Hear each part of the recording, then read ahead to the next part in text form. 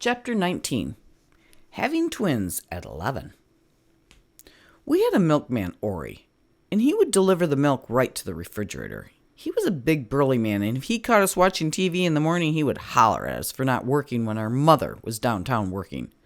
So we usually hid when he showed up. Ori ran the dairy bar downtown, and the folks gathered there for coffee in the morning, smoking cigarettes till the place was blue.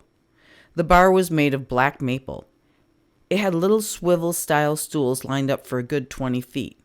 This bar went from the kitchen end past the cash register and then along the whole fountain dispensary.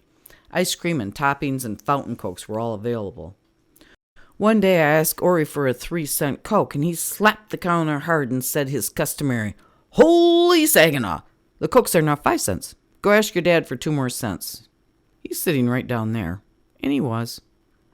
Ori had fought the state school board to keep Kingston schools in Kingston. He was adamant that children should stay in their own town and not ride the bus for hours each day to and from school. Then he fought for us to get a new school because our school was condemned and we should not have been attending the old thing. Ori never graduated from high school, but he knew the importance of a good education. Ori had grown up in Bad Axe, Michigan, plowing fields for his dad. He had a set of draft horses he was driving when World War I ended, and he could hear the church bells off in the distance. He knew to stay the course in the fields until the noon bell rung or his dad would whip him. This boy was forced to be a man before his time. When he was 11, his mother delivered a set of twins and was immediately whisked off to the hospital. The hospital was down in the city. She would not return for several months. She had developed preeclampsia and was near death for most of the time. This left Ori home alone with the newborn twins who had been born early. In those days, you kept premature babies home. If they lived, they lived. If they died, they died. He said he fed the babies around the clock with an eyedropper. He wrapped them up tight and put them on the wood stove oven door. He always said they were his babies. He saved them, he named them, he took care of them. At 11 years old, they were his. When Ori was 17, he headed off to Detroit to work in the creamery. I'm sure he skipped the last year of school at least and headed off to start his own life. There he became good friends with the owner. Elsie the cow was their logo. The men taught him all about running a creamery and in the end helped to finance his Kingston operation.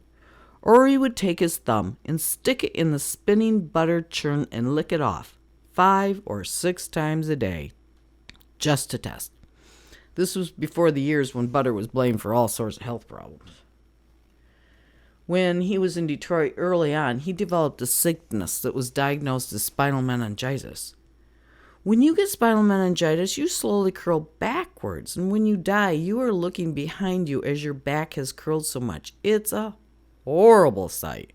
Ori was in trouble. His mother could not come as she was on the farm to run, and the twins were still at home. He stayed with some cousins and slept on their couch for the whole affair.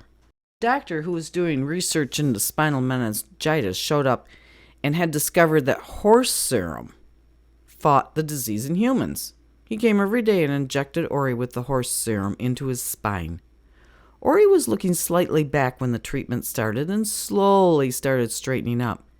He claims he was the first man ever saved from spinal meningitis.